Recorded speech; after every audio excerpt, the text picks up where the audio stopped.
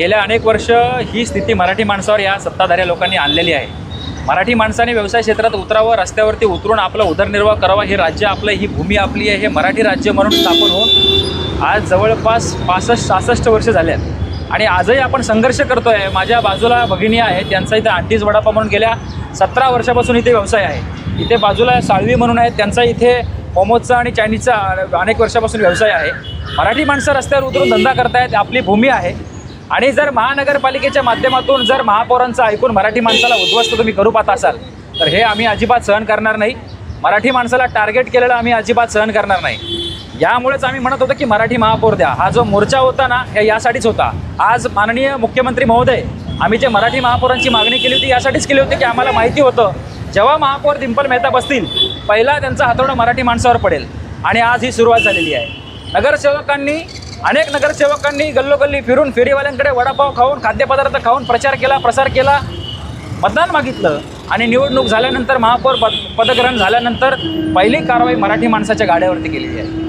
आज अनेक ठिकाणी अतिक्रमण असताना तुम्हाला मराठी माणसं का दिसत आहेत? मराठी एकीकरण समितीने या ठिकाणी फूड स्टॉलचं उद्घाटन केलं, मराठी एकीकरण समितीची पाठी असलेली त्या ठिकाणी गाडी होती, ती तुम्ही तोडता? हा माज आहे आणि हे तुम्ही सूडबुद्धीने केलेली कारवाई असा आमचा आरोप आहे। तुम्ही मराठी माणसाच्या मुळाशी घाव घालताय, त्यांना उद्ध्वस्त करताय, त्यांना शहरामध्ये टिकू देत नाही आहे। तर कुठेतरी माननीय मुख्यमंत्री देवेंद्र फडणवीस आणि उपमुख्यमंत्री एकनाथ शिंदे यांनी इकडच्या आमदारांना आणि महापौरांना आवरणं गरजेचं आहे। रुपयाची गाडी यांची जवळपास तोडलेली आहे। ही योगेश गुणिजन जो प्रभाग अधिकारी 1 मध्ये आहे यांनी भरून द्यावी, अन्यथा तुझ्या तोंडाला काळं फासणार, एवढं मात्र लक्षात ठेव। कारण तू मराठी माणसाच्या मागे लागला आहेस। आम्ही तुमचे कुठल्याही गोष्टीच्या मागे लागत नाही।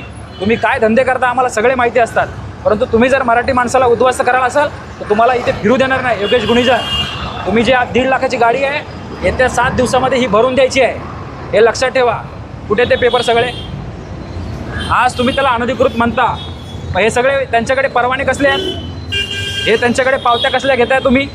अनधिकृत आहे ना, मग पावत्या कशा घेताय? हे त्यांना लायसन्स दिलेलं आहे, बरोबर?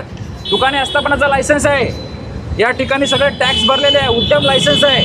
माननीय पंतप्रधान महोदय म्हणाले होते की स्थानिकांना तुम्ही बेघर करू नये, बेरोजगार करू नये, स्थानिकांना व्यवसाय करायचा अधिकार आहे। आज माझ्या बाजूला ताई आहे, यांच्याकडे तर स्वनिधीची योजना त्यांनी घेतलेलं आहे, कर्ज घेतलेलं आहे। कर्ज घेऊन तुम्ही त्यांची गाडी तोडताय? तुम्हाला लाज वाटत नाही मराठी आडनाव घेऊन तिथे बसायला खुर्च्यावरती? अहो, मीरा रोड शहरासारख्या इथे अनेक ठिकाणी तुम्ही अतिक्रमण बघताय, मोठे मोठे बंगले बांधलेत, मोठे मोठे हॉटेल बांधलेत, कांदळवर नष्ट केले, टर्फ बांधले, त्या ठिकाणी मोठे मोठे 5 स्टार हॉटेल बांधले।